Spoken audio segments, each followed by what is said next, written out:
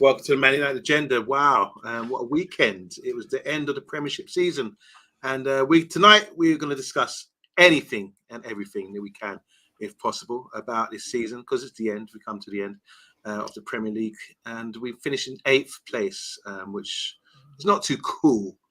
But there's always a but, isn't there? But maybe there's better things to come. That's the way we've got to look at it. And obviously, starting this Saturday is the FA Cup final. So maybe that's the start of something new. But anyway, I am joined by the wonderful Bath Time with Darius, with FTM. Bath Time, you've had a hard day, I imagine, haven't you? Yeah, I've had a long day, a long weekend, and because like a lot of us get so passionately invested in the football and things, that when it finishes for the season, I'm so exhausted. Like I'm always ready for a break at the end of the season. I know a lot of people don't like, the 2 or 3 months off that we get, but I love it. It's like I feel like I'm free from football finally, and I can go and live my life a little bit before it gets its claws back into me. So with most pro footballers in June is the month where they have off, isn't it? Yeah, mainly. So are you going Marbella with all the pro footballers and mingling with those guys? No, I'm going to Greece in August with the Maguires. Greece is beautiful. My friend's getting married there in a couple of weeks. I've always wanted to go there. I'm not going. Unfortunately, but it's just bad timing. But I've always wanted to go there because the sea always looks lovely and blue and beautiful, and the sky just looks rich blue. It just looks like heaven to me, Greece. I've never been, but that's one place I'd really like to go, and it looks hot as well. Have you been there before? Yeah, like I love my sort of classical civilizations like Romans and Greeks and things, and I always enjoy going to Italy and Greece and wandering about where you hear about Zeus and Achilles and things like that, and I really like it. The only issue with it is it gets too hot, and I mean, what's too hot Bath Time? I mean, come on, 40. That's too hot for you. Yeah. Okay. I've got a joke about Greece. I'm just going to I can't remember it now, but I'll just go and look for it now. But yeah, let's go do some comments. Because obviously got everyone in house. Guys, how are you feeling end of the season? Are you feeling like myself and Bath Time? Are you exhausted? Are you ready for your summer break? Bilal saying this Roman emperor looks like Johnny Evans. This is to do with Johnny Evans. The thumbnail, isn't it? Yeah, that's Johnny Evans. Okay. There you go. Big up to DK Wilson. He's saying, might have to dip out for a minute or two, but we'll return. We'll rerun or return, I think he's trying to say here. Where's DK Wilson returning to? Baton Rouge. Baton Rouge. Is that part of America? Yeah. It's like Baton Rouge, yeah, absolutely. It's part of French Louisiana. I think it's where they filmed True Blood, which is a series that I quite enjoyed when I was a bit younger. Well, that's news to me. I didn't know that. I learn something every day. Big up to Vincent Bullock. How you doing? We're here to talk Man United. Vincent, let me know how you felt about the season, because obviously Vincent's a supporter. He got season ticket as well. So I want to know firsthand from you what you feel about. Is he throwing up gang signs with Garnacho and Kobe there? Who's in that? Who's in the picture? Who's that? Left is Garnacho, I think, and right, I think it's Kobe. It might be a bit too tall for Kobe. That might be Willie. Wow. We should start calling him VIP Vincent, because he's always with the stars, no doubt about it. Let's move on. Bart is in the house. He's saying hello. Big up to Agile Beast as well. Howdy. Sorry, not Heidi. That's Heidi. Hi. I'm saying howdy. Yeehaw. Howdy. From Agile Beast. He's saying howdy, gents. How you doing? Ed Mayhem, how are you, my brother? Hopefully, the game's been cancelled. There was a game against Liverpool, but I've had to cancel it due to lack of interest. And I want the payment up front. Big up to Danish Emma. How you doing? She says hi, and she's giving us a wave or a slap, one of the two. It looks like, what do you think that is? A wave or a slap? Well, I hope it's a wave, but we deserve a slap. So it's probably a slap. All right. Bart saying here, United are a decade behind Man City. Yeah, 4 in a row, man. Massive, isn't it? Like, is that what we can say? Does that mean Just someone at Netflix, right? Just to give Pep like a 6-film deal or something. We've got to get him out of the league. Like Arsenal won the most games they've ever won in a Premier League season, and they couldn't beat City. Klopp got 97 points one year. It's outrageous what Manchester City are doing on a football pitch. And I know everyone brings up 115 charges and stuff, but in my view, none of that is happening on the football pitch. It's 11 men going out and just consistently beating everything in front of them. And I hate it, but it's incredibly impressive. Like that, it's just incredible what they've done. Is that feat up there with the Invincibles or the original treble, or Man United doing it 3 times in a row twice? Are we still on top, do you reckon, of Man City in that regard? I think that we will always be on top of Man City, not because what we've done in the Premiership, but with rebuilding the club in 10 years and winning the European Cup as the first English team to do it, with a team that captured the imagination of the world and showed what hard work and hope can do. But in terms of the Premier League, that City team stands head to toe with any other team that comes before it. And as horrible as it is, you have to give them a huge amount of respect for what they have achieved. And I hate it. I hate it so much because I don't like all the money and all that sort of stuff. But at the end of the day, it's about a squad of players that have done it the same way Jose, Wenger and Fergie's squads did it. Wow. All right. Ed Mayhem is agreeing with Emma. Agile Beast is saying here, don't go to Greece for Maguire. I think he's still suspended in a jail sentence because obviously I'm a break. Ocean's 11. Yeah. Oh, God. What's this? Vincent saying, I had a great weekend. So United finished the league with a win. And on Saturday, I got a tour around Carrington with a meet and greet with some of the players. VIP, Vincent. Where was the call, man? Where was the call? Come on, man. That's not fair. Where's my video message from Scott McTominay? Yeah, come on. With so many demands, we ask you. Little old us are just asking for a little, just a little bit more, just a little something from you, Vincent. But you're hanging around with the stars now, and he's like, you're too good for us. No, that's great. I mean, I would love to do that, meet the players and have a tour around Carrington. Have a shower with them. Yeah. I'd probably be the longest in the shower as well, judging. Very good. Yeah, okay. All right, enough about that. Anyway, let's move on. Solo is in the house. How you doing, Solo? Welcome. He's saying big up to everyone. I just want to say, Solo, you've been getting up to mischief on kind of groups, teasing certain people in social media about Arsenal not winning the championship and Liverpool as well. So he's a real mischief maker, Solo is. I've seen him pushing people's buttons and getting people really. I need him to send me the agenda YouTube logins so I can do what we spoke about.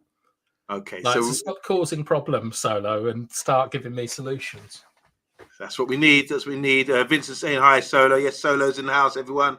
Cool experience. Did you meet any of the young players that you recognise? Says Bart. Obviously, that's to Vincent. Less said about City, the better. So Ed's a bit peed off about that as well. It was a wave. Thank you. I think, although I think I deserve a slap sometimes, Yeah. J-Dog. Do you know J-Dog? No, but I love dogs. Woof, woof, J-Dog. I love that name. Genuinely about 3-4 seasons away from winning the Premier League, but that doesn't say we ain't going to win a few trophies in between. So 3-4 years, I don't know, the project, will it take that long? Look at the disparity of teams from top to bottom. City doesn't compare with the past league parity. Excuse me. Respect, says Emma, never.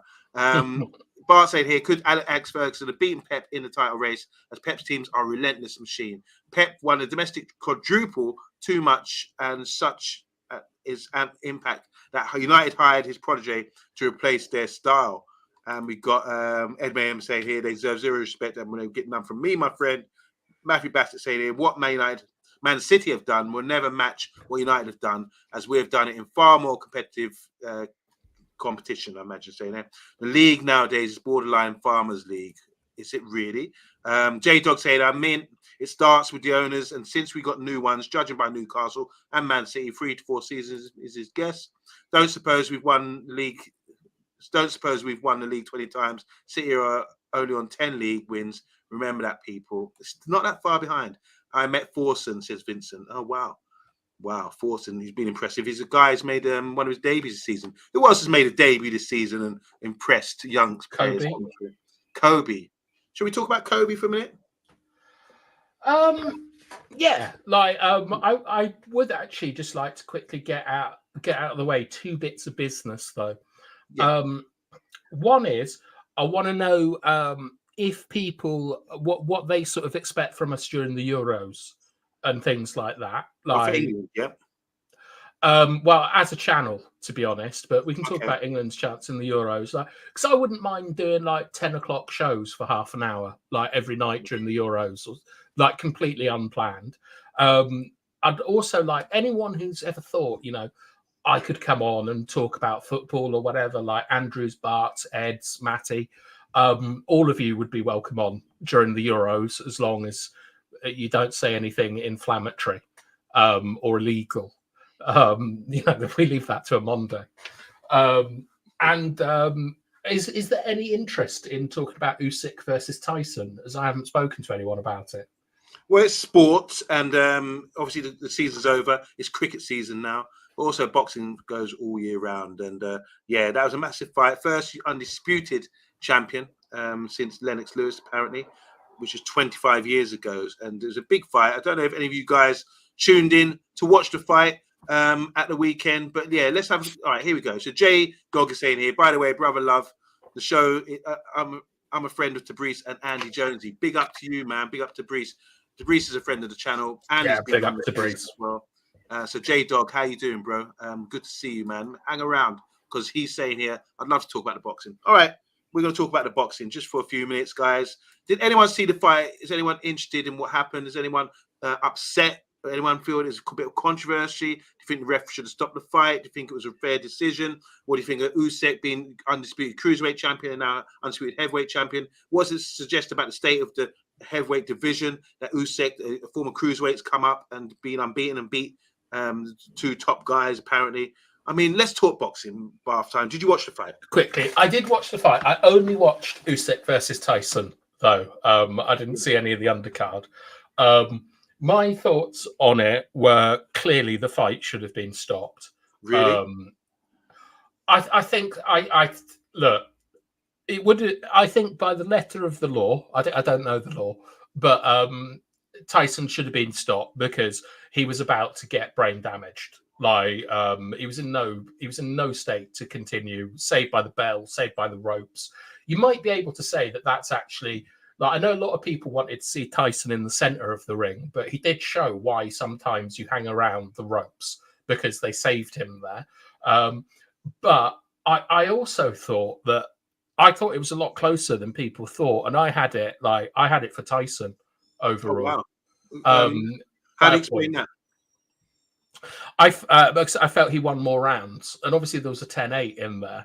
But I think from the 2nd to the 7th, Tyson won all those rounds, and I felt he got one or two at the end. I wanted Tyson to win, but Usyk is an incredible champion, and I'm over the moon for him. And I absolutely loved his fancy dress in the ring walk. I want some of that myself. But I didn't like the atmosphere. But once again, the Saudis have delivered a really, really good boxing match for us, and I hope that we get more. Yeah. I thought the fight was a very good fight. When you got 2 top guys, remember this 2 unbeaten heavyweights coming together, something had to give. And you had Tyson Fury, who's gone and fluctuated with his weight and had issues where he's been off with depression or sort of so-called substance misuse and that kind of thing. I think that takes a toll on you. With boxing, you don't play boxing. It's not a game. You have to live the life as you do with your football bath time, with all the extra activities you do, training wise. So I think this kind of caught up with him, because I agree with you. There was moments in the fight, especially the middle rounds, where Tyson was dominating, I felt, and started to impose himself on him. And if he could maintain that, he could have won the fight. But he got. I think he enjoys boxing too much, Armando. Okay, I was thinking it because I think that he could have put Usyk away in the 5th or the 6th round, Right. but he was enjoying himself too much, and he was. The thing about Tyson that I find amazing is I do a lot of technical boxing, right? I'm not a boxer. I've been in one spar, never again. I don't really sort of know the rules and things like that. I'm the most casual of boxing fans. But what I find incredible about Tyson is he reminds me a little bit of Prince Nassim, in the fact that he can strike from angles using weird parts of the glove to produce huge amounts of damage. And he gets in this, it's like watching a water dancer or something when he's in the zone. You don't know where the punch is coming from. For a big man, he's moving so beautifully and so fluid. And we know that, okay, with Wilder, he put Wilder down with some pretty nasty KOs. But over the years, Tyson has never really been a power puncher, as it were. He's just completely outboxed and won on points and dismantled opponents. I felt that in the 5th and 6th rounds, Usyk was there to be taken, and he was just enjoying himself too much. So, but Usyk, on the other hand, is like, he's sort of what we all think Licha Martinez to be, like sort of unbreakable and things. And I believe he wasn't at the press conference because he had a broken jaw. And he went against, like, I'm just an incredible display, and I've got so much respect for both of them, to be honest. I just wish that had been at Wembley. Yeah, it's true. I sort of agree with a lot of what you're saying there. Let's see what the guys in the comments are saying here, because J Dog said he likes the boxing. The ref should have let him throw that left. So basically, he shouldn't have stepped in and stopped it. I think the ref made the right decision. The rule is this: if you're going to fall and you hit the ropes stop you from falling, that's counted as a knockdown. So the referee was in and around watching when Tyson's legs had gone. He got caught with a nice right hook. After that, he was stumbling around, and he was almost off his feet. But when he did sort of drop and the ropes did hold him up, that to me is a knockdown. That's why the ref was right to step in at that time. I know it looks a bit dodgy and people are making allegations that the referee saved him from a knockout, but he would have dropped and then he would have had time to recover or whatever. So that's a standing 8 count because he hit the ropes, because he would have dropped on the floor. Well done to Usyk. No one thought he had the power. He put on a few pounds for that fight, and I thought he might gas a little, but he timed it to perfection.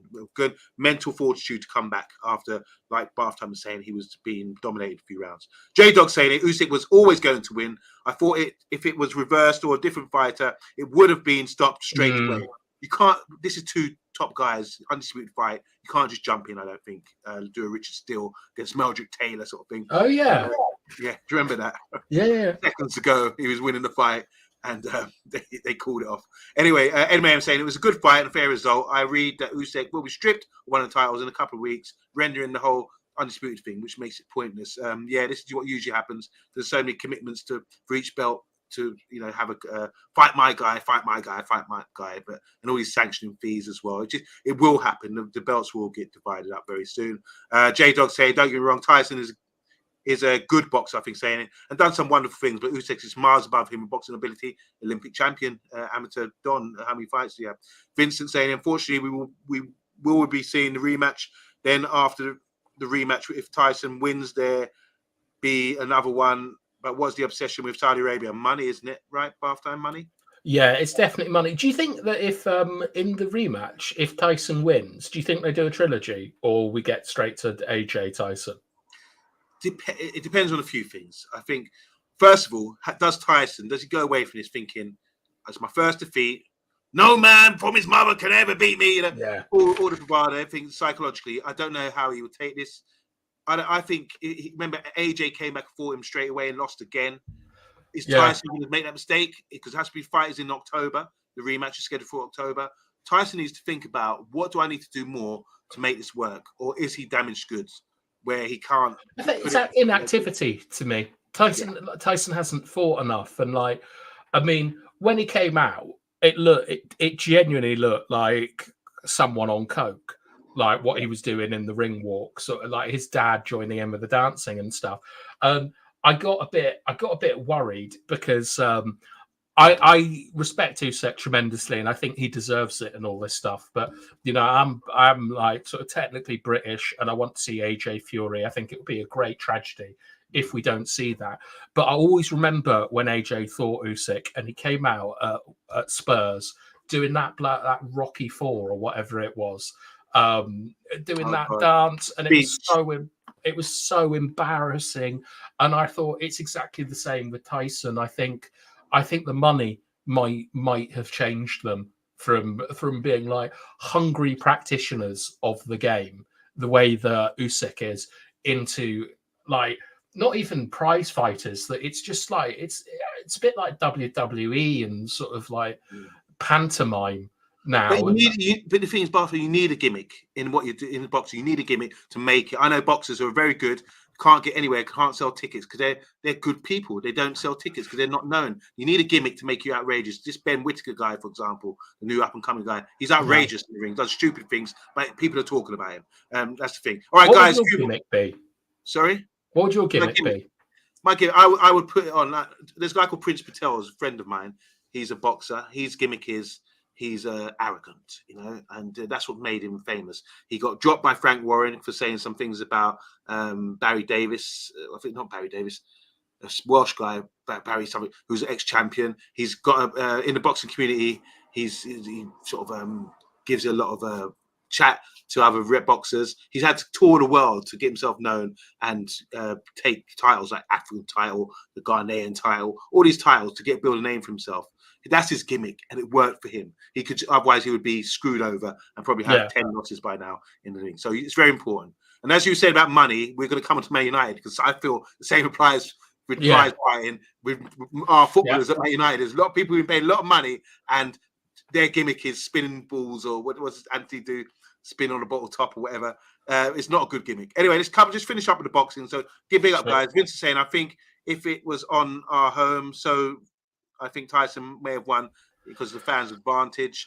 Tyson did say something about it was a robbery because of the war, sympathy towards the war. Yes, a good comparison, says J-Dog. He's saying here, I feel like AJ let himself go in the last few years and got back down to earth. Now Fury needs to be brought down as well. I've been to boxing most of my life, and honestly... No, he's been boxing. All right, J-Dog, sorry. I've been boxing most of my life, and honestly, it was a robbery. It's a robbery. So you feel Tyson won the fight. No, that's not how it works. I've seen a lot of Rockies, says hi, Joe. Andrew Williams is in the house. Sorry, I'm missing some comments. I called it too good a boxer. Did I not say it?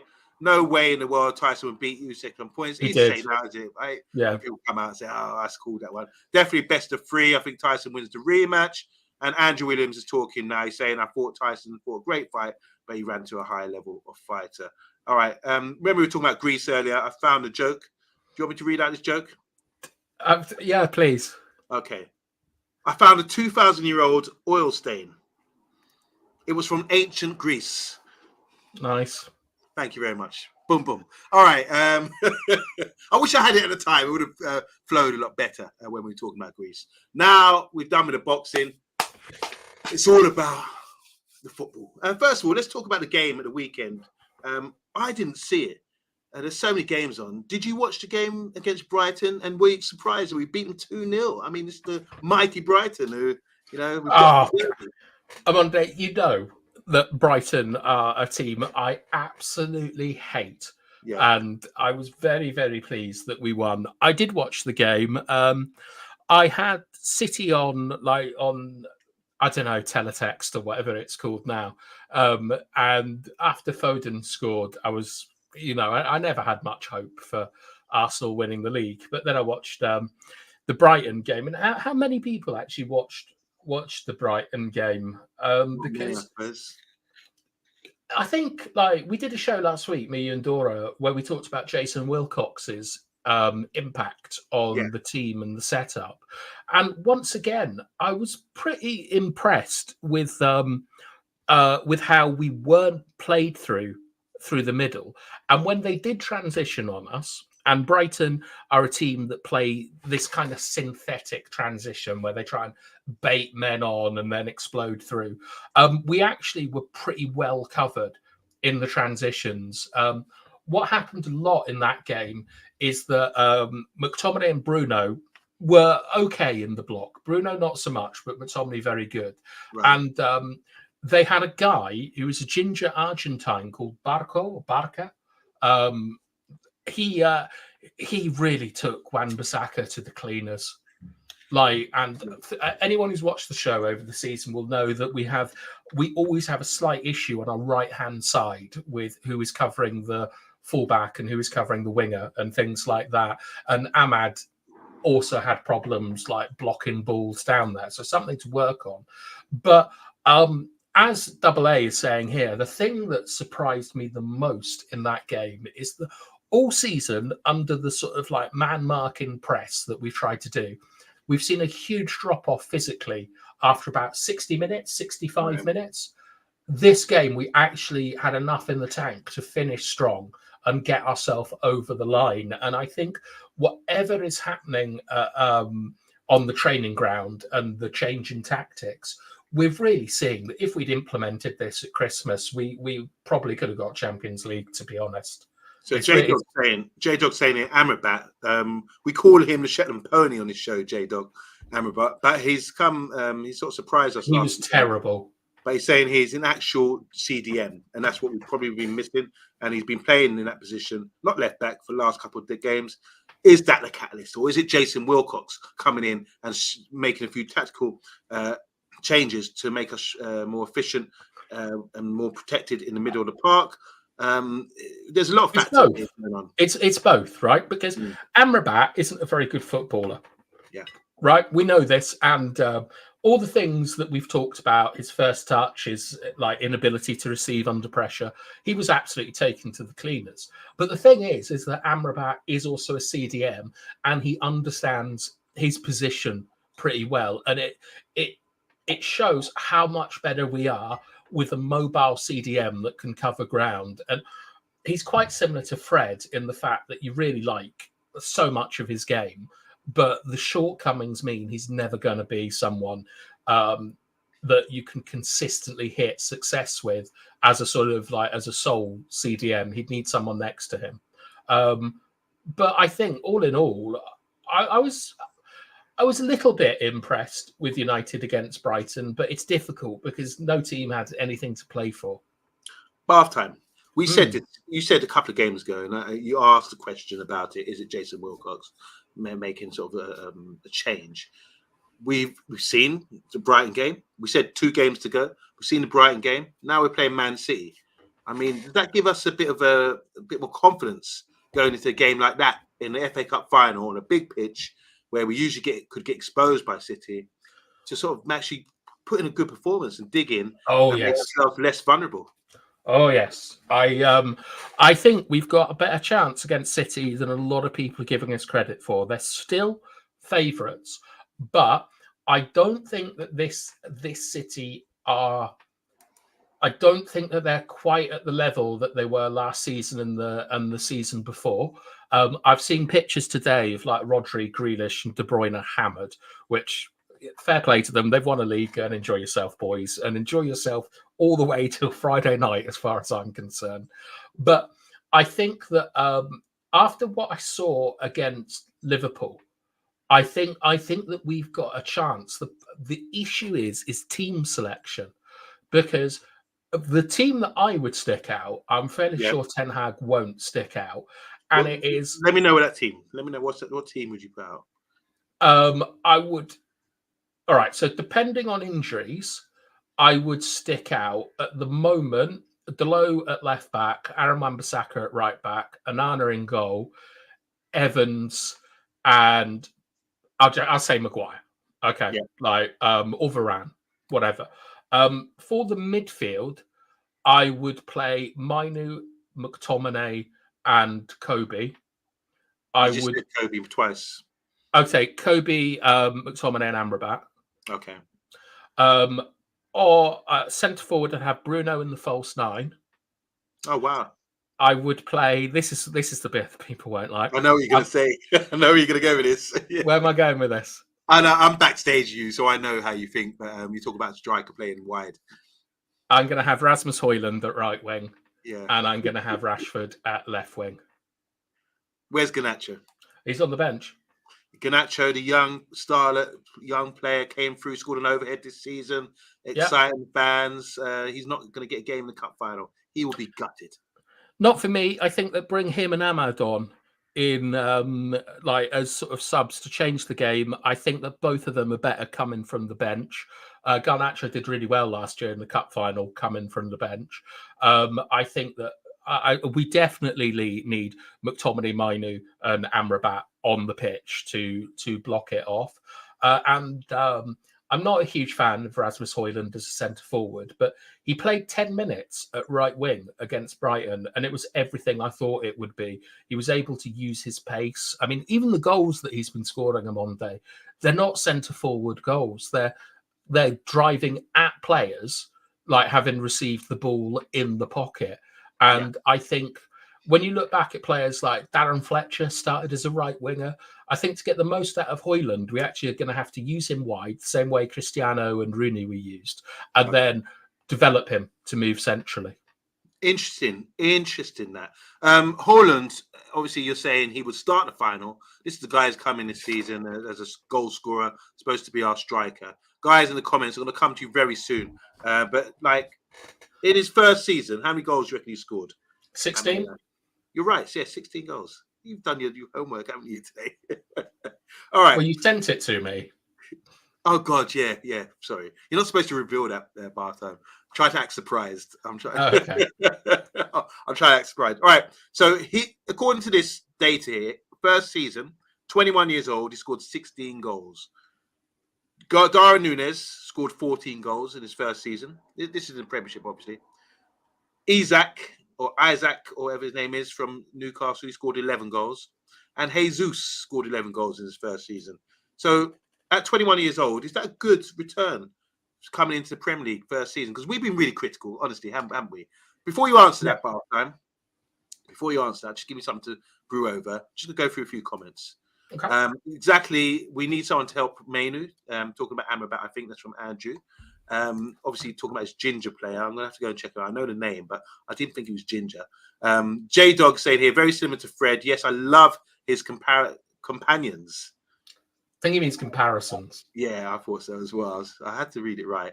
Sometimes it's hard reading on here. Sometimes you know what they want to say, but sometimes spell check can mess up people's saying. Then you can't delete it, or it looks embarrassing if you delete your comment. But I get you, J-Dog. We're on the same page. I get you. Who had the South Park reference? I believe Emma. Okay, I like South Park. Really funny show. It does, I like shows that make me belly laugh or really catch me. And South Park's so crude sometimes; it really makes me laugh. I like the musical. I think that was years ago. I went to cinema to watch it. I thought it was poor. Did you? Yeah, I didn't rate it. Do you know what? I really like the songs in it, especially Uncle. And is that where Chef's got Isaac Hayes sing? Anyway, let's move on. I really don't think Scott McTominay should be in a CDM role. He's more of a false nine or an attacker. That's from J-Dog. You didn't put him in the CDM role. You put him in midfield, but not. No, I put him at number 10. I put him as number 10, and it's false nine for Bruno. Yeah. Yeah, okay. Agile Beast saying here, we have a chance, but a small one, talking about the FA Cup final. Love Rashford, but Garnacho is miles over him this season. J-Dog. Double A, how you doing, Double A? Welcome. He says, I think McTominay might get dropped for Haaland because Ten Hag has been building him up from the bench for the last few games. J-Dog feels confident when Rashford is back in the squad. Can't lie about that. 16, 17-ish. Yeah, you're right on 16 goals, which is a good return, isn't it? What is it in the league? It's all, I think. Is that including Champions League goals? Well, I think there's your answer there. All right, 10 goals in 29 in the league. And I remember he scored 9 in 20 for Atalanta. I remember that stat. So what do you think about that, Andrew? 1 in 3, which is not bad. Not bad. Rest of his game is abject.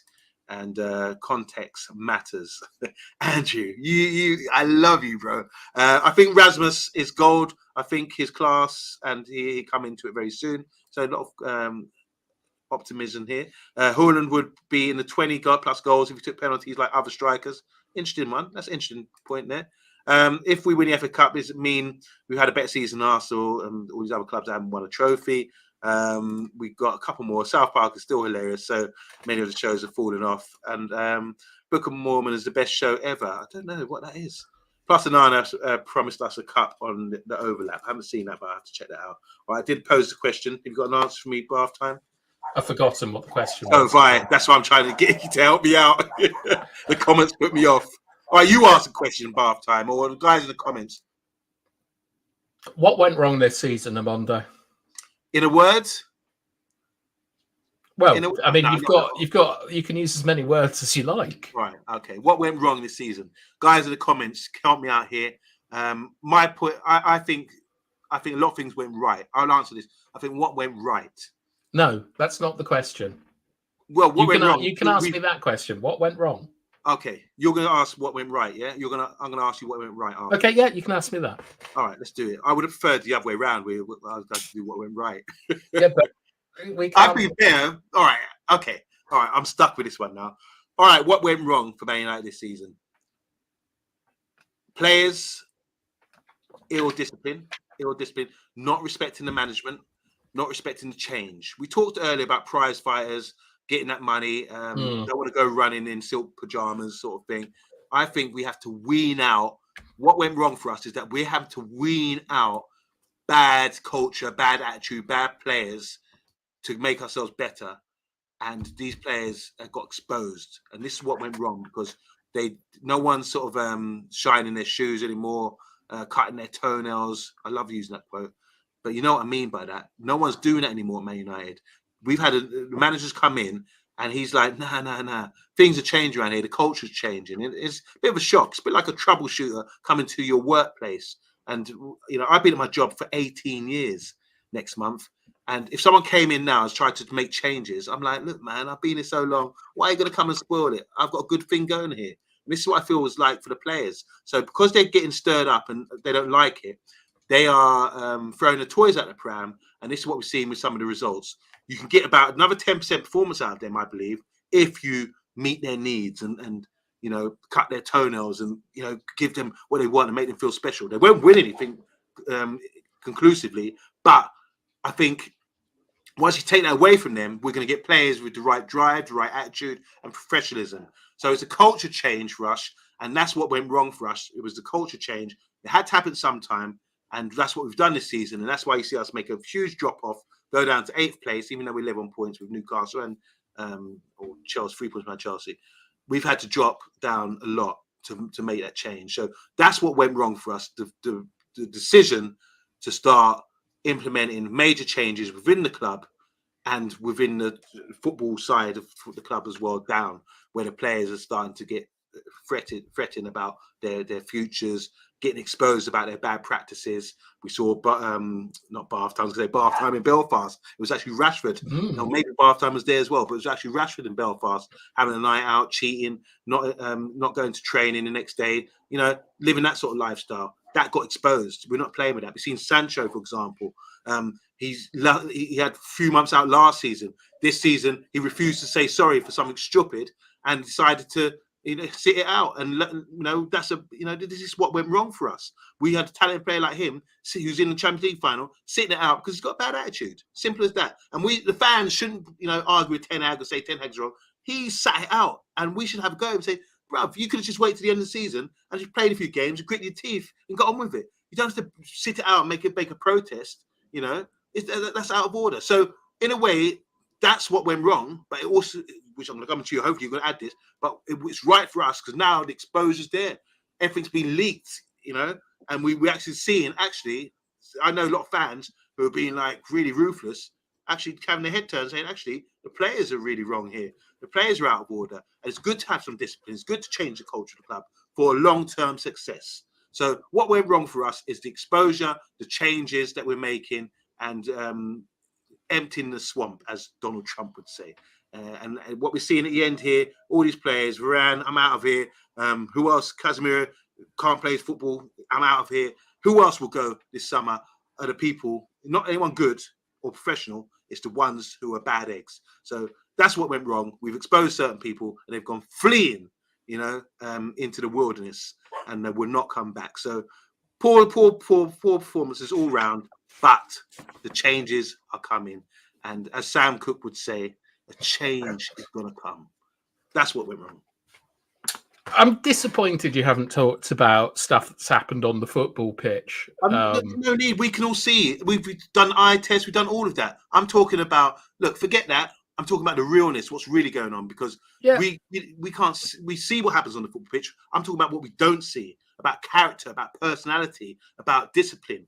That's the issue. What we can all talk. Everyone talks about what's going on the football pitch. Oh, McTominay, Casemiro, the right back situation. Is everyone? Nana. Everyone can talk about that, mistakes and everything else. But the catalyst of it all is the issues going on with the discipline and the changing of the character of the club. That's the reason why these things are happening. So I've gone beyond that. I'm not understanding. I'm overstanding and looking down on it like a Greek god, observing the world of Man United. How many Greek gods can you name? There's only one. The father god is Zeus. I know that. Yeah. For a fact, yeah. Do you know who Zeus's father was? Sorry? Do you know Zeus's father? Zeus has got a father. Yes, called Kronos. He was the king of the Titans. Okay. And that's where we get time from. And I think that this is I think it's time to sort of talk a little bit about Ten Hag and so on, because I agree with you that there are issues with discipline, and the club is it's like a high school, isn't it? Like, just how ridiculous it is. And I once again praise the gods for Real Madrid saving our bacon. They've stopped Pep over the years in Europe, and I would be really disappointed if Sancho ended up with a Champions League trophy. Like, it would just seem unfair. But I mean, Ten Hag has got a lot of stuff wrong as well on the pitch. But for me to talk about what has gone right. That's your good. Don't talk about wrong, because you could go off. Yep. Right? Let's be positive. What went right with Man United this season, Bath time? Well, I think the diminishing influence of the Glazers is the first thing that we have to bring up. It's basically all off-field stuff is going right. That the club is moving in a direction that gives you a lot of hope, where we have what we call football people in football positions now. We've seen Ineos come in and make a deal that looked really difficult to do and get the football club. Right, we're with Ineos now. They're the sort of custodians of the football club. We don't have any issues with Qatar. I think a really good thing that happened was jettisoning Mason Greenwood to Getafe to avoid uncomfortable conversations. Yes. Which, no one is right or wrong when they talk about Mason Greenwood, and people get very passionate, and I'm glad that a divisive figure like that is out. I think that it was that the leadership structure in the team changing is something that I really like. Like, I like that McTominay started this season not in squads and has ended it as vice captain. I like that Bruno is a captain, and I like that we're not looking to Martinez, Casemiro, Varane for captaincy based off, their reputations and things.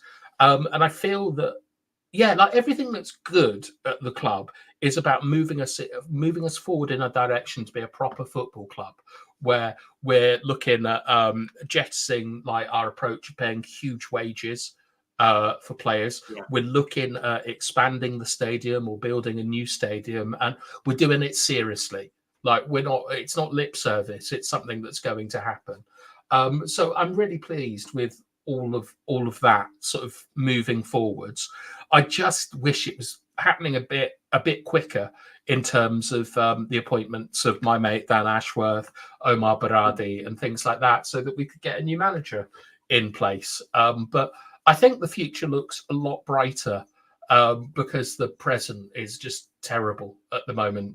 It's the worst football season we've ever had in the Premier League.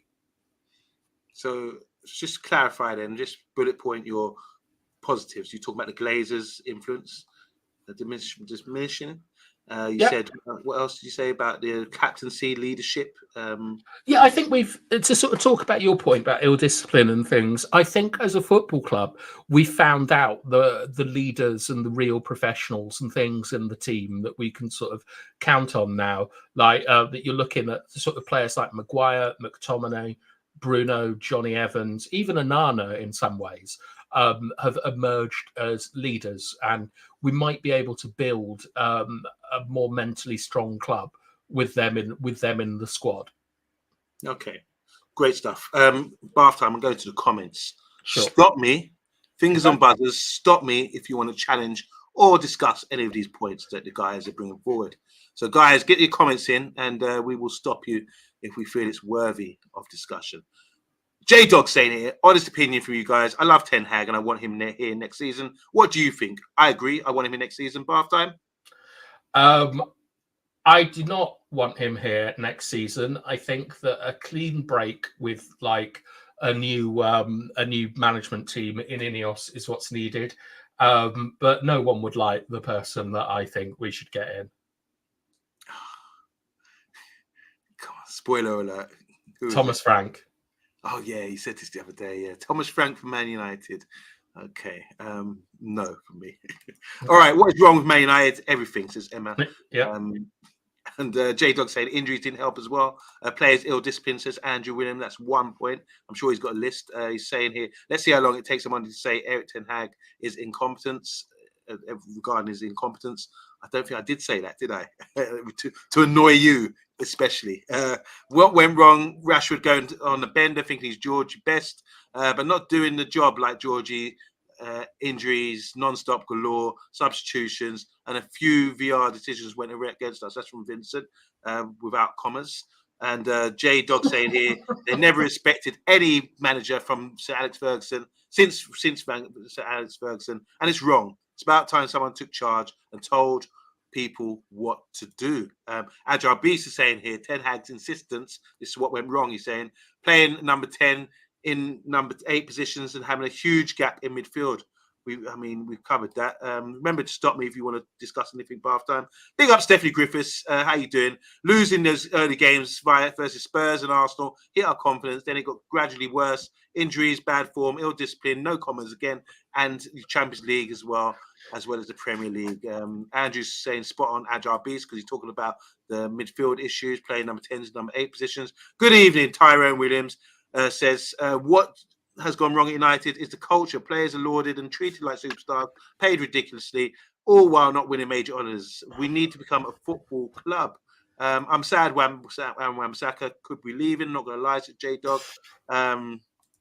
We've got Bart saying here, who does Bath time think has the best chance to break through in the under 18s? Who are trailblazing at the moment? Do you think? I pay no heed to what goes on, anything but senior men's footballers. I think that the kids just need to develop by themselves without eyes on them. So I don't have anything to do with the under 18s. They're children. Just let them get on with it and develop without the pressure. Don't forget, get your comments in, guys, and we have a discussion today. Andrew Williams saying here, so you won't comment on what you do see, but you'll comment on what you don't see, and he finds that hilarious. I said that, yeah. Sorry, I can't please you, Andrew Williams, but yeah, I'm just trying to speculate. That's what we're here for. DK Wilson saying here, rot at the top, mirrored by rot within the team. When Jay Glazer is the final word on choosing players and no footballing knowledge, Murta passed off his job to Erik Ten Hag. Players know when a manager is a pawn. Interesting that from DK Wilson. From Baton Rouge. Battenberg is a delicious treat. I'm trying to think what it looks like. It's like a marzipan pink. Yeah, I remember. Very bad for you, but I love them. Stephanie Griffith is saying, recent Casemiro Sky interview was revealing. I thought, don't write him off as a winner and a fighter. Does that mean he's going to hang around? A few Greek gods here, Odin and... He's Norse. Okay, so but isn't Odin... It's Norse mythology. All right, nothing to do. I thought they were all connected or just different names. Okay, because Thor is the god of thunder. Yes. Okay, we need to. I need to have a lesson on this. I'm a bit whack and that sort of thing. Tyron saying here, you could put Ancelotti in front of these clowns, in charge of these clowns, sorry, and he would struggle too. They're lazy, overhyped, not good enough. Let's see, Kronos release the Kraken, says definitely. Is that from what's that film from the 60s? Titans, Clash of the Titans. Yeah. Release the Kraken. Yeah, I remember that. I think it's from Pirates of the Caribbean. That's where I know it from. Okay. J Dog saying the youth as well. That's a good point. That's a positive, isn't it? He's saying. Yeah, that's positive. Okay. Yeah. Okay, yeah. Andrew knows his stuff. He's saying, no, he isn't. Shut up, Andrew. Odin is a Norwegian god. He's part of the Norse pantheon. Okay, he is Greek. It's written down. I just wrote it 5 minutes ago. And you try pronouncing that. Odinopoulos. Shut up, Andrew. Oh God, that's brilliant. Well done. Bart saying here, would the Glazers really back off from the sporting side and not interfere to delay stuff? Do they still get dividends as well? That was a massive issue, wasn't it? People were so upset they were getting dividends from their project. He doesn't command thunder in Greek. He's the god of sunburn. Cantona is a Greek god. Says Bilal as well. Going back to, we've fed up this Greek thing. DK Wilson saying here, when the top of an organization is awful, nothing beneath it can fully function, including its final product. No exceptions. You're not stopping me, Bath Time. It's like you're not interested. These aren't sparking your interest, these comments. Not really, because a lot of them are to do with the sort of financial aspects of the club and things that I don't know really enough to sort of comment on. I don't know if Murtagh knows nothing about football. I don't know if the Glazers still take dividends. Okay, so Tyron saying a recent interview with I thought it was Sugar Ray Leonard or Sugar J Reynolds. Who was that? SJR. So Sir Jack Ratcliffe. Yeah, okay. Well, I like his Sugar Jim. It's a good name for it. Didn't impress me at all. I found it quite rude, insulting, said Tyrone. I hope he isn't just a PR merchant and actually makes real change. I mean, Tyrone, he's the richest man from Britain in history. I'd be very surprised if he's just a PR merchant. Bart's asking, should Rashford sit out the Euros or should Mainu do the same, in a word? I'd love both of them not to play. Okay. Having Frank over Southgate, says Agile Beast. He would have that. We've got Scott McTominay, player manager. I thought you were going to say, but definitely. J-Dog saying here, I don't really see the point of paying out for another manager to learn a different way of playing again. Oh, God. Have you seen us on the pitch this season? Like, Jay, I don't think that they've learned how to play, and that style of football is not something that's going to meet with success. Okay, want to say hi to the wonderful Dora. She's jumped on board, and she's saying here, awful season, the end. Yeah, good night, everyone. Thanks for coming. I think we get Dora 3 days this week. I think we have a Wednesday, Thursday, and Friday. So if you're a fan of Dora or chicken or like Snake Island chat, then tune in. Set your notifications. I'm looking forward to that. So Dora's going to be on this week 3 times. So I think so. Guys, make sure you tune in. And Dora is here. And she's saying here, good evening, everyone. Good evening to you, Dora. I hope you're doing well. Dora nailed it, says Andrew Williams. Because Dora said the season was awful, the end. It's actually Frank Thomas, and he's Scottish, says Bilal. Frank Thomas. Let's see. None of the new signings hit the ground running, according to Bart. Johnny Evans did. Yeah, he done all right, didn't he? We've got Rashford. If Man United sell underperforming players like Wan-Bissaka, Rashford and Eriksen, it will give him some hope. That's what Tyrone Williams. Would you get rid of Rashford, Amondo? We had this discussion the other day. I think if we get the right money for him, I would, yeah. I would. Okay. I think we can't get a tune out of him, really. He just disappoints me. He's not consistent enough. He hasn't had a season where, even though he scored 30 last year, that was his best season for goal output, and no one else was really scoring goals. I just think I don't like his. I know it sounds rude. I don't like his attitude. I think I think he's underperformed. He should be a better player with all the attributes he has. But his absolutely, I think it's his attitude that makes him a lesser player. That's why I don't like his attitude. This is why I'll give you a rare bit of Erik ten Hag prop now. Yeah. Whoa. Let me get my camera out. Let me record this. All right, you're going to get some fancy clothes on. Yeah. I think that Ten Hag might have benched Rashford for the last couple of games to get a really hungry performance out of him against City. He's been angry. Yep, all of this. He's looked angry on the bench. He's looked livid. He's not played. Garnacho hasn't been very good in the last 3 or 4 games. He's done fine, like off the ball and things, but his choices haven't been the best. His execution has been awful. And Rashford will be sitting there stewing, thinking he's the poster boy. He's the guy that's meant to be getting the glory and stuff. And I think that we might see a very different Rashford against Manchester City, a hungry Rashford, a determined Rashford, and the Rashford we saw last season that was riding challenges, making contact, dominating like areas in the box that we need in order to win. Okay, Tyrone didn't watch the show from the start. We did talk boxing, Tyrone. You weren't around, so don't. To 10 minutes, Tyrone. Yeah. Vincent saying here, can we ask Bartime to pray to his Greek gods that we never get a thunder and lightning ever again at Old Trafford, so it won't get soaked like that again. Thank you very much. That was against Arsenal. We sort of scenes like that, didn't we? I mean, that's embarrassing, isn't it, Bartime, to see that it's raining down and the Arsenal fans all in one corner, really going off, belly laughing, at the state of our club and going back to their lovely Emirates Stadium. Well, have you ever heard the term antediluvian? No, what does that mean? Literally, it means before the flood. Ante and diluvian as in like flood, but it means from prehistoric times, essentially. And when I saw what happened at Old Trafford, like for people that like are not from Manchester or not from the United Kingdom, we have a little not a mountain range. We have like some hills called the Pennines just outside of Manchester, and they work the same way the Himalayas do, where they create an area that is just raining all the time, which is Manchester. Mm-hmm.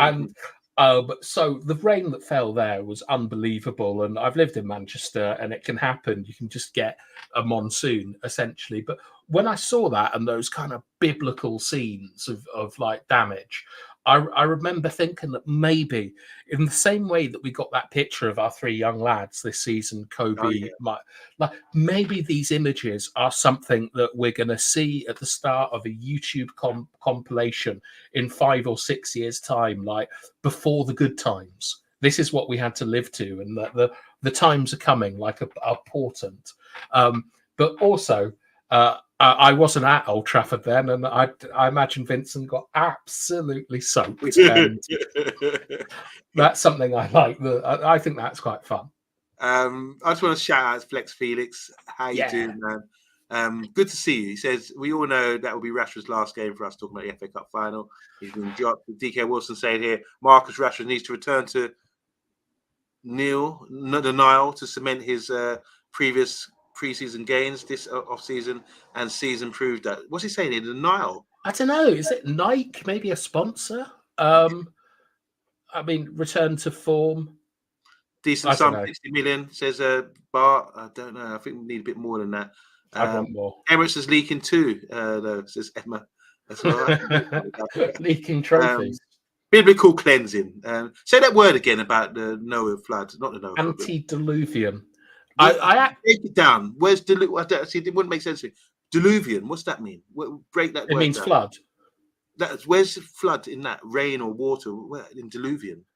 Well, ante means before, and diluvian means flood. So it's referring to the biblical flood, or the flood that is recorded across many different cultures. And so essentially it means prehistoric.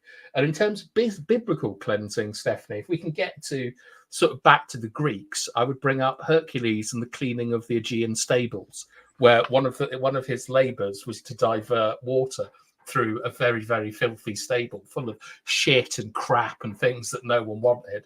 And that is essentially what I'm hoping that Ineos do. That's very good. Very good. Thank you.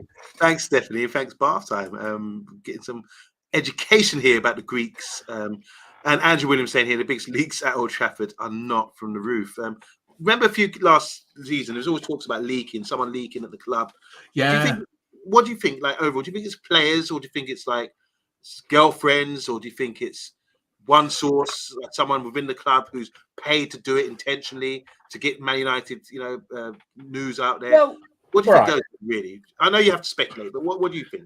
Well, I speak to Stefan quite a lot about transfer stuff because I have no interest for it, and sometimes I ask him like what the news is before I do a show.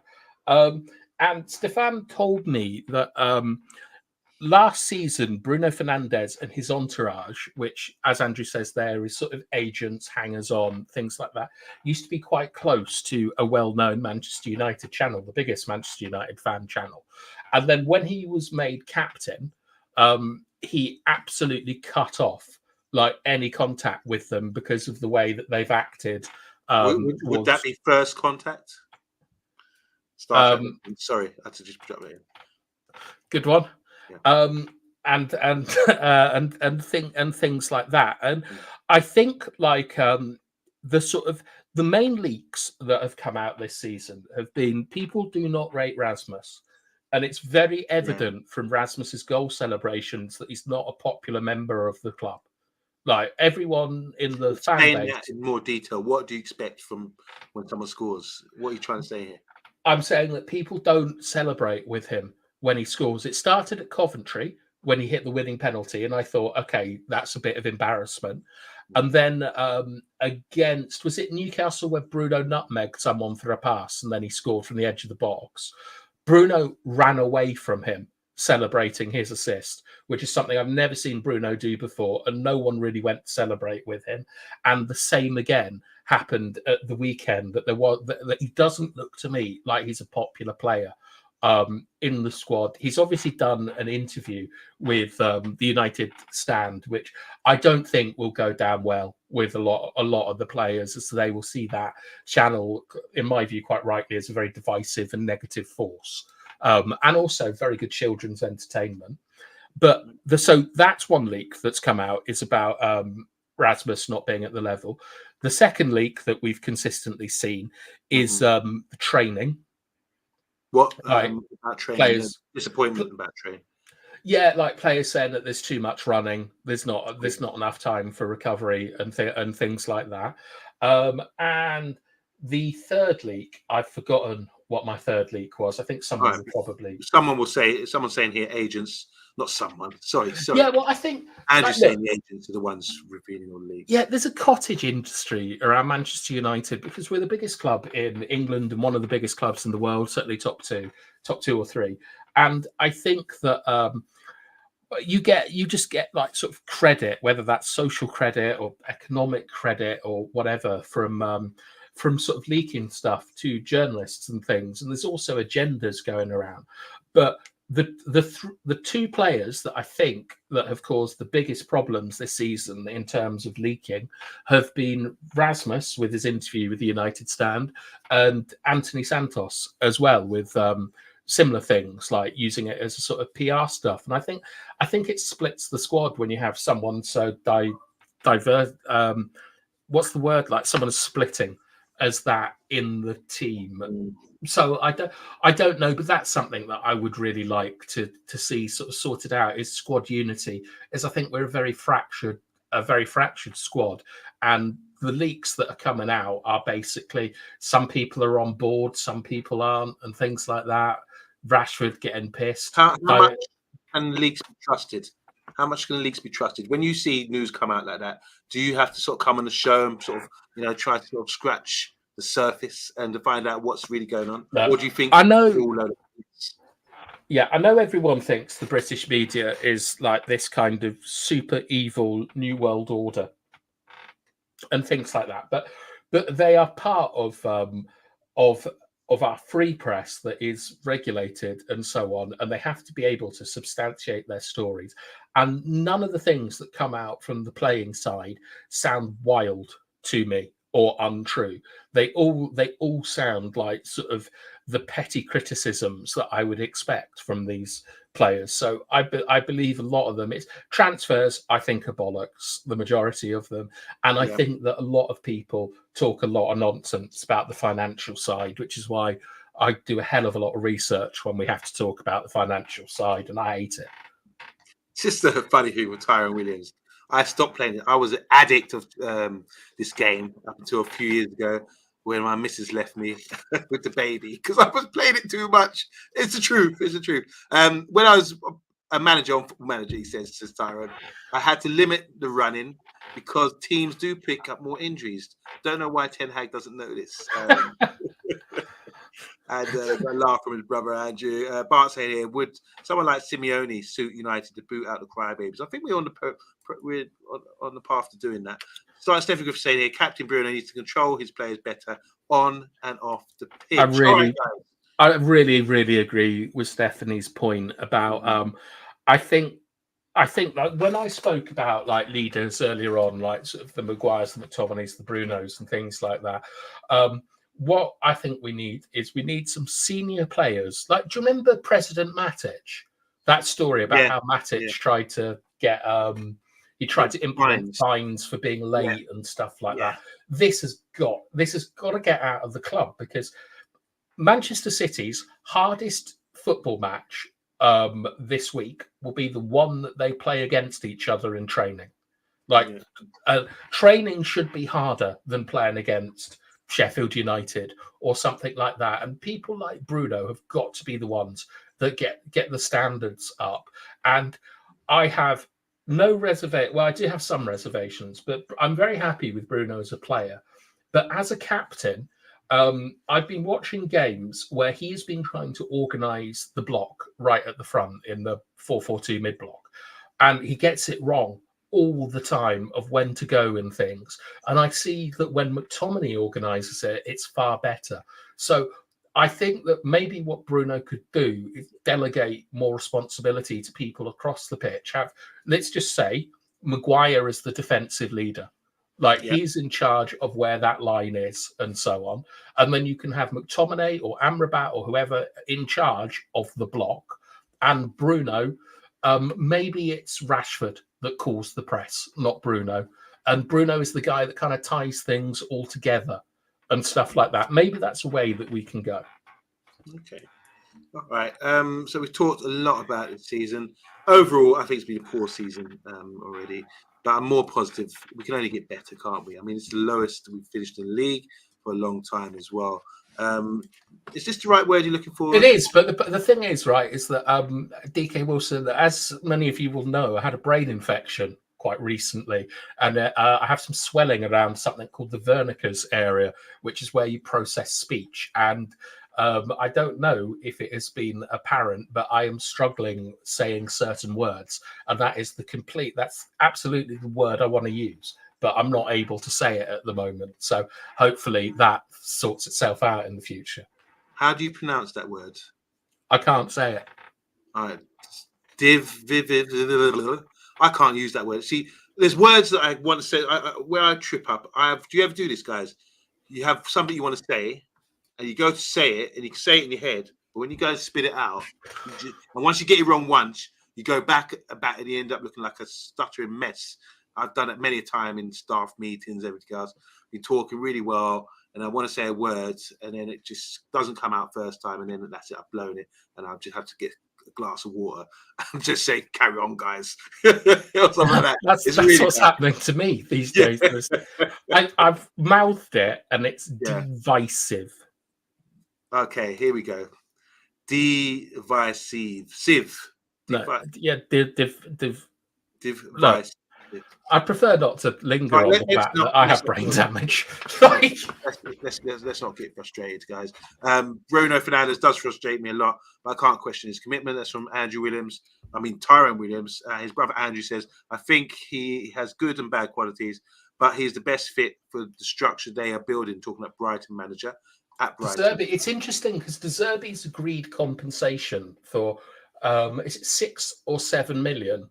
And a club wants him straight away. And Andrew talks a lot of bollocks, but when he puts bets on, he seems to get them right. And I do wonder, of all the teams, like, we know that Liverpool have sorted their managerial situation out. I'm not sure about Barcelona, but they don't have a lot of liquidity, do they? They don't have a lot of cash around. Manchester United, I mean, maybe we have appointed De Zerbi. Like, we're in the market for a manager. He does fit in lots of ways. I'm now beginning to think 16-1 isn't the worst bet to put on De Zerbi. Now that a secret club have signed him. You said this the other day. You put up a list, didn't you, of odds, and he was low down. And I said, nah, no chance. But it was a good value money bet. Maybe Andrew knew something. And did you put money on it, Andrew? And look, Emma is saying, sorry to front run the comments, that Xavi is staying, which is what I thought was happening. But I saw someone the other day said that he's been sacked again. Oh God! I don't know what's going on there. Elocution lessons in performing arts help me a lot because Tyrone, you have to speak on stage. You ever sort of mess up your lines? That must be so embarrassing, isn't it? If you go to somewhere, well, he can just look handsome. He's such a nice looking man, Tyrone, isn't he? Both the Williams brothers are. Don't you just love bloopers? When you watch like bloopers of films or TV series bloopers? No, I don't. I don't. Do you know why I don't? Because why? Right. So with things like Shakespeare, okay, the idea of Shakespeare is that it's a transformative process for both the actors and the audience, and you share it together. And that's why live theatre, live sport, live music is always the best, because it's a sort of like, it's everyone sort of involved with it. And when I see like, you know, like outtakes and things like that, I don't think they're taking the craft seriously enough. Like if I were an actor, I would be extremely serious about everything, and I wouldn't like wasting time in this sort of like emotional masturbation to be loved that they all do on things like The Office and stuff. Get the work done and then enjoy yourself. It's different. I mean, this is why the best actors have to go through theatre. I'm sure Bath. I mean, Tyrone Williams is doing that now. I understand that theatre, live performances is where you become the best kind of actors. You can't. It's like the lower leagues, isn't it? It's where you learn your craft, like going touring around Cotterstock or something. And then when you do movies, obviously you can. It's like a pre-recorded show. If you mess up, go again. You know? It's different because in movies, like you've got close-ups and you know where the camera is and stuff. On the theatre, you've got to be able to sort of like express what you're feeling with more of your body to people that are further at the back.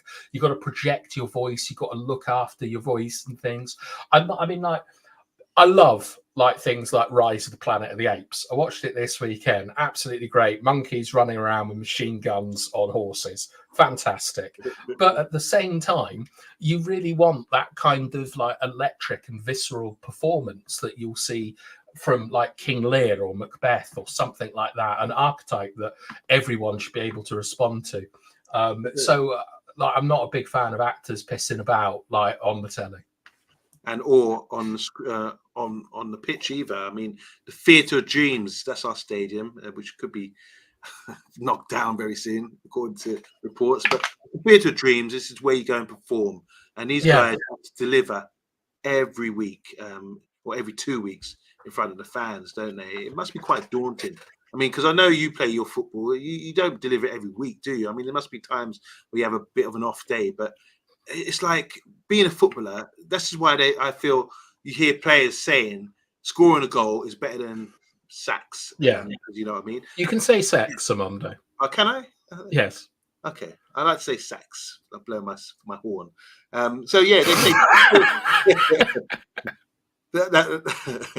I'm not gonna go into some stupid jokes, but anyway, that to me is when I hear that, I think, wow, it's true. You know, if you're in front of like thousands and thousands of fans and you're performing every week and the fans chanting your name and you score a great goal. Look at Ganacho's goal, for example, against Everton, I think it was. Yeah.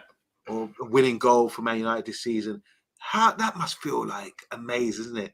So that must be getting encore, round of applause in the theatre. It's no, that's moment, you know, normal 175. That, you know, things like that.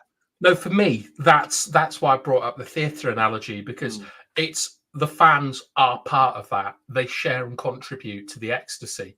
So, like, everyone who was lucky enough to be old enough and conscious enough to remember Solskjaer in the treble, like, they were part of that moment, and it's something that will live with them forever. It changed him and it changed us, and that's why it's great. And in terms of like football matches and things, when you're not playing well, I always divide football matches in my head into 10-minute segments. And if I haven't done well in a 10-minute segment, I've got to then go, you're pointing at me. Do you do this as well? It's very good. No, but I'm thinking that's very good, you know. Go on, let me hear the rest of this. Yeah, so like if I haven't done what I needed to have done, and I don't mean like everyone's going to miscontrol a ball or not lay a pass or take a poor touch. Like that's just part of football. But if you're not having enough of an effect on the game after 10 minutes, you've got to look around and work out what you've got to do to solve the problems in front of you. Yeah. And like if you're someone like me that like trusts in fitness and like your work ethic and things, you know that like that if you're hanging on, Just get to the 60th, 70th minute, and you can really begin to get at teams and stuff. And I've always liked to sort of manage games. I do it in my head when we're playing on telly, which is right. Let's get to 20 minutes. Let's get to 30 minutes. Let's get to 40 minutes. Just do it like that, manageable steps, and then let's go from there. Okay, we're going to wind up the show very soon, but guys, I'm asking you in the comments, sum up our season with a film title or a famous quote from a film or something like that. So, film title or famous quote. Thanks to Tyrone Williams, who's also an actor. He was talking about this earlier, but he's saying here he's only messed up his lines once when he was 17 years old and never done it since. So, well done, Chile. I know exactly what he means. I went to a party in Spain and a girl asked me to dance when I was 17 and I couldn't dance, and I've never made that mistake since. I know exactly where you're coming from, Tyrone. Don't make the same mistake twice. It does hurt you, doesn't it? You never want to go through that pain and embarrassment again. So Tyrone, well done to you. Theatre is the epitome of acting. That's from DK Wilson, and Theatre of Wet Dreams. Brilliant, Andrew. All right, guys, sum up our season with a film title or a famous quote from a film or wherever. Let's talk about our season. If you could name our season in a film title, what would it be? Bath time? Anything? God. Here we go. Here's one from Bilal. This is the FA Cup last season. For us, gone in 60 seconds, or was it 24 seconds, or something like that? Dora's got a good one as well. Dora's got Apocalypse Now. Oh, Lord. I'm trying to think while I'm laughing. I don't know if we can match this. Dora, you're winning right now. Charlton Heston, first Planet of the Apes. Yeah, what have we done? That would be a good ending, wouldn't it? If Ten Hag goes on his spaceship and gets transported to the Planet of the Apes and is wandering around, and then instead of the sort of desecrated Statue of Liberty, it's just Old Trafford under the Glazers, right at the end, and he finds out that that's where we live. Here's another good one from Dora. She's got Apocalypse Now, and she's gone for the Twilight Zone. That's not as good. I don't think it's good. It does seem like that for us right now. Bonfire of the Vanities is something that I would like because of all the vain players in our squad. Put them on a bonfire. I don't know if I can say that. I don't know that film. I know that one as well. This one from Bilal. But it'd be Brokeback Fountain. Yeah, it would be Brokeback Fountain based off the leaks that we saw at the weekend. That's a good one. Sancho is departed. Ronaldo departed. That's a good one, isn't it? What else could we have? The Dark Knight. The Dark Knight from Batman. The Dark Knight. It has been like that for us. Psycho. Just very Ten Hag. So Dora's killing it right now, guys. You have to beat her on this. I know. I'm not very good at these. Raging Bull in regards to Casemiro. Did he? Oh, that was last season. He strung up Will Hughes.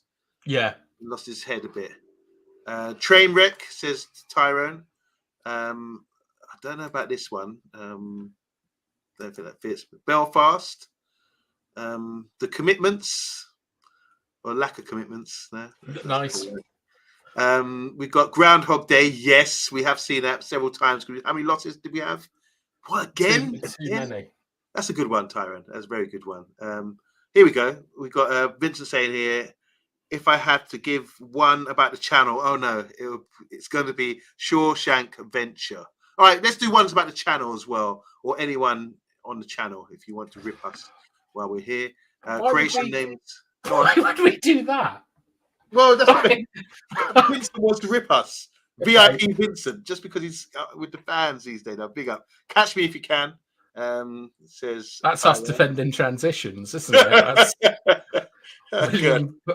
That's Gibbs White just running through us. This is a good That's one. Anana trying to save something.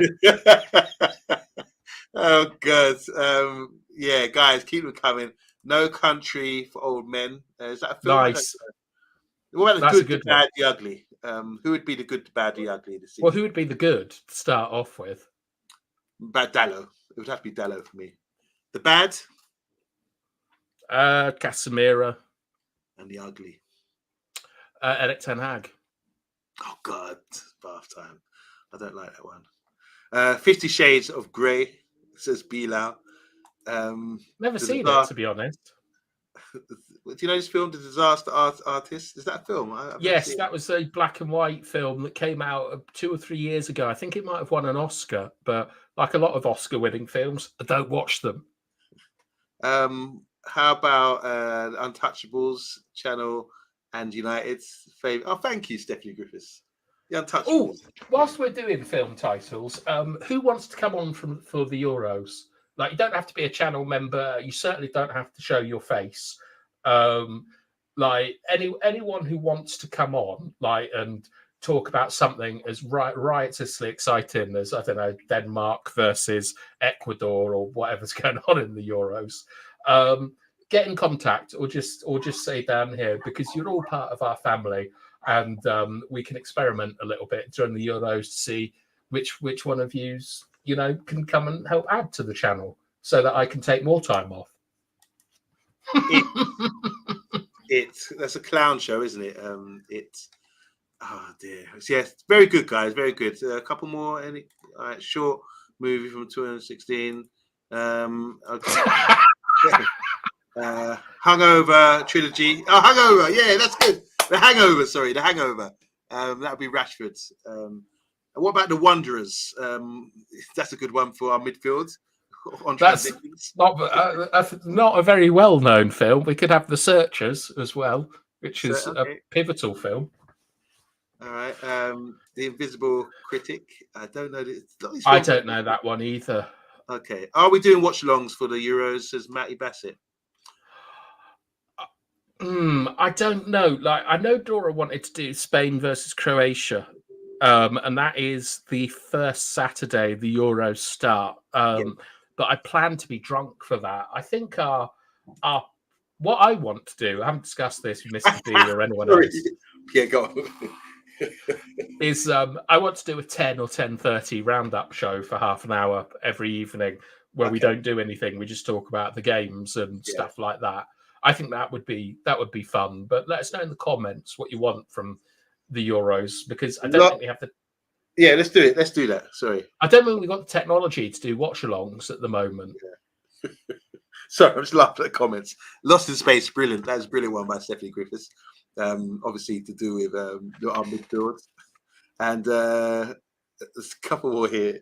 The Wanderers is amazing. Not as good as the Warriors, though. I think the Warriors. It's better than the Warriors. The Wanderers is better than No, it's not better than the Warriors. The Warriors is a film that needs to be remade. Like, I suppose actually Apocalypto. Have you seen that? Put Apocalypto in for long time ago. I wouldn't remember it now. That's very similar to the Warriors, like a long chase sequence, like mimicking to go back to Greek mythology, mimicking the Minotaur, similar to like Terminator or something, like a chase through a labyrinth. Love it. Okay, Bart's got a good one. The Wanderers is the best film, man. The Gang Who Couldn't Shoot Straight, all about Crazy Joe Gallo. I don't know that. The Chicken Run. That's Dora. Is that mean for Dora? With the chicken jokes. Doing the Euros is a great idea. So there you go. Tyron's down with that. Guys, if you want to come on the channel as well, come on, hit us up and come on and join us, because we're in sort of a holiday mode now. We've got our feet up and flip flops. So guys, come and have some fun on the channels. You're all welcome. Dumb and Dumber. Who would that be? What? Who'd be Dumb and Dumber? Yeah. Casemiro and Anana. Oh God, yeah. I can't disagree with that. Land of the Giants, because everyone has been bigger than us this season. It's like that's a Gulliver's Travels. Gulliver's Travels. Premiership, yeah. Lilliput. Yeah, being so tiny. Lost Boys, good one. Want to say hi to JM42. How you doing? He says hi, Man United Agenda. MUA. Haven't heard that for a long time. MUA. Apocalypso is unreal. Mel Gibson is a genius. And watch the series, The Obituary. Excellent. Obituary. Let me try and pronounce that. Obituary. Yes. All right. Obituary. See, these words I don't use, so I always mess them up. All right, Stephanie Griffiths, thank you. Waterworld. Isn't that Kevin Costner? That is Kevin Costner. I quite like that film. Okay. That's enough. guys, this week is going to be a build up to the big game, FA Cup. And like I said, Dora is going to be on 3 times this week. Can we do it, guys? Can we actually beat Man City, who are sort of celebrating right now their league title? Can we beat them this time around? Revenge for last season. Can we fix up our tactics? Can we save Ten Hag's job? Can we beat Man City and win the FA Cup? And how much that would mean to me if we did. All right, guys. Great film. Oh, my God. Sorry. This is, I don't know. Does anyone know who Luca is? Luca AFTV. He's an incredibly amusing Arsenal fan. Yeah. They have a picture in The Guardian of like talking about Arsenal, and Luca is the guy that's in the crowd. Oh, no. Honestly. Well done, Luca. Well done, Luca. It's a great community, and Luca is a thing. I added Nippon to my Facebook the other day. He requested me, and I was thinking about it. But in the end, I was like, oh, let me just add him. And then he asked me to come on last Friday to a Man United show on his channel and everything, you know. But it's a great community. You meet so many different characters, don't you? Big up to Nippon, by the way. You should get him to do the quiz. Yeah, that's a good idea, actually. Does anyone want to do the quiz tomorrow, like in the comments with a Monday? Yeah, anyone want to do the quiz? Just let me know. Great show tonight. Very entertaining, says Vincent. Thank you, Vincent. Thank you, Vincent. If City is a bit off, United is up for it. Yes, we can win, says DK Wilson. The Green Mile isn't a war film, brother, says Andrew Williams to his brother. Yeah, it's a Stephen, not Stephen. It's Stephen King, isn't it? The Green Mile. No. Is that Stephen King? It's Tom he did. And, okay, no, is that Stephen King's book? Yeah, he wrote it. A bit like Shawshank Redemption. He's got this kind of lockdown on inspirational prison stories. Okay. I've got a film title for to sum up our season. Misery. Have you seen that film? Yeah. No, I haven't, but maybe that's what happened. Maybe that's what Luke Shaw did to Malacia. Just smashed his leg off. Yeah, probably. Yeah, that's a good one. That's a very good one. Yeah, you're not taking my place. Then he guys get injured. A bit of supernatural stuff in it and all that. You know, nice. Saving Private Ryan. Yeah, Misery is great. Oh, fantastic. Never seen it. I have seen a bit of Fallout, which I enjoyed, Tyrone, so far. Okay. All right. Dora's saying here, to Tyrone, I'm looking to watch. I'm a fan of games. Seems good. I missed that one. That's about Fallout. Fallout is a computer game. Okay, so we've done Greek mythology. We've done Manchester United. We've done stadiums being leaking. Who's leaking to the press? We talked about Holland. Yeah. We talked about speech impediments like myself. Yes. Last time in the brain. And we talked about film titles as well to sum up our season. A bit of fun, a bit of light-hearted fun. Yeah, you might be able to tell I didn't plan a show tonight. Thank you to everyone here. This is a great football community. It is. We all support each other, guys. That's what we're here for. And we don't get paid for this. We don't get paid. It's all free, you know. So we're not begging for money. This is all free. We're here to sort of enjoy and interact with you guys. Involvement, participation, and all them beautiful things. This is what we love to do. Yeah, actually, I will beg for one thing, which is like obviously put a like or whatever. But when the show finishes, like, can you just like comment after the show to get Solo off my back? Because it like boosts us in the algorithm. And just what should the word be for commenting tonight on Monday?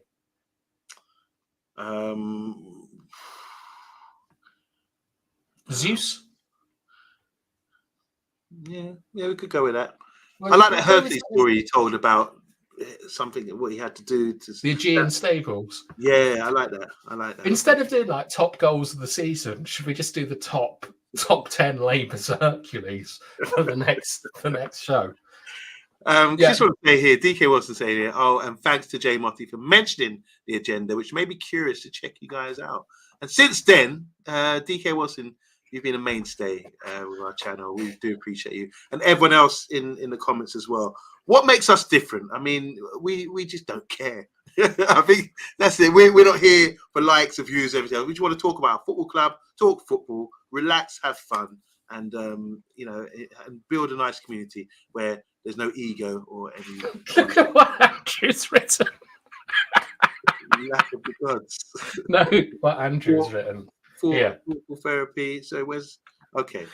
Nice DK. I used to not come in here because I hated the fact that everyone said big up. Oh. I've got a guy. I say something really funny. Yeah, there's a guy. He wouldn't be watching. No, thank God. No. There's a guy where I work. There's a guy. Which I'm really unfortunate. He's got autism. He walks around the street like that. You know, all of that. And so it's Take him down a casino. Like who? Take him down the casino. Oh, like Rain Man. Yeah. But me and him are really close. So he's 36 or 7 now. So I've been in my work for 18 years. So he used to be able to access the youth services there and go and play pool and computer games and all that. He's obsessed with wrestling and things. So I always talk to him about stuff, and comes to see me. But unfortunately now, because he's over the age, he's got nowhere to go. So what he does, he buys DVDs from charity shops. There's a charity shop next door to me. Buys them and then goes to computer exchange and sells them and makes his money like that. So he'd travel for miles, go to one computer exchange shop to another one, or to charity shop, buy stuff and resell it. That's arbitrage. What's the what? Sorry, arbitrage. It's where you buy something. It's like a trading thing that people do. Where you buy. He's very smart. That's what he does. Yeah. But unfortunately, no one picks him up. He's at the age now where no one can really pick him up or whatever. But he says to me, we have a little joke because I always say to him, "Big up," spud him and all that kind of thing. And he always says to me, "Little up," and he does a little finger like that. So I have to imagine me seeing big old me in the street with Sumi, and he comes up to me and he goes, and we're chatting, and suddenly we go. I can't do big up for my street rep. It's like little up, see you later. Oh, that Mork and Mindy. Yeah. All right. Shall we wrap it up? Let's see. Bring back Spot the Ball. That was Talk MU who used to do that. If you want it, we'll try and get that back on then. Big up to Talk MU. And also on other channels saying here, Andrew Williams saying here, I used to think it was sheepish because anyone who come here would say it here. I don't know. I'm missing. Well, it's because of this, which is a good one, Steph. I'm a big fan of that. Whenever anyone sees Andrew in chat, just big him up now. Good one. Big up, Andrew. Big up, man. Big up. Spot me. Yeah. Respect. He hates it. If there's anything I can do to generate more views and interest in the channel, just let me know, guys. How about doing a play about the 3 characters on the Man United agenda? No. You could play me, Tyrone, the star role, if you want. No? Not going to work. Okay. All right. And Dora as well. Don't play Dora, Tyrone. There's only one Dora. Explain, Bath Time. Please help me out with this one. I suspect that will be how you say big up in Croatian. Okay. Veliko gorlo Judy. Oh God! I'll get joke today. All right, here we go. Andrew say that to Dora. All right, enough. That's all right. Cut. Oh, no, it'd be Williko. Stop it, Bath Time, says Dora. Brilliant. All right, enough. Guys, thank you so much once again. Make sure you subscribe and like, share and comment, as you can see with our graphics there. Yeah, Hercules in the chat, please. Yeah, say Hercules in the chat. Give us something in the chat to respond to, if you don't mind. Thank you, Tyrone. That's okay. And big up to Andrew. We're going to sign out, guys. We'll be back tomorrow. I'm going to try and do a quiz. If not, I'll do a little random show like we're doing tonight. But it's all about the FA Cup coming up this week. We've been worked so hard on the agenda this year. Myself, big up to Mr. B. He's getting back to full health. So myself, Mr. B, Dora, Stefan as well, United Philosophy. We've really tried to volunteer our own time to keep this channel going, the Man United agenda. So if there's any suggestions for next season, guys, please let us know, because it's our time to sort of kick back and a bit of an R&R and come back stronger. So Tyrone, I really do appreciate that offer to help out. I'll be in touch with you, Tyrone. We talk offline as well. Matthew Bassett saying top show all. Tyrone saying something. Big up for him. I don't know. He's got his Google Translate. Big up yourselves. Big up everyone. Yeah. And I don't like to culturally appropriate things if I can help it. So. Andrew, you've culturally appropriated this football team. You're a Swansea fan, and you're sitting here telling Man United fans how to feel and act. So enough of that. All right. Okay, that's enough. All right. Oh yeah, where is Solo Rebel these days? Missed those two. That's from Andrew Williams. Rebel. They've departed. Like they've had to move on because of things in their in their life and so on, and we wish them all the best. There you go. And good point. Bath time. Small in number, but massive in mentality.